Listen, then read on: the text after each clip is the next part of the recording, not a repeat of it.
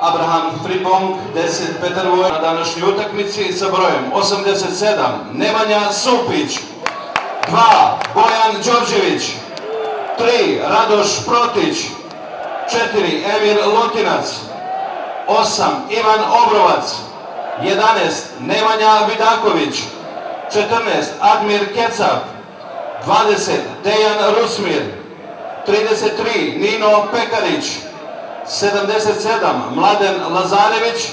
Pozivam da ustanete i da El Fatihom i minutom ćutanja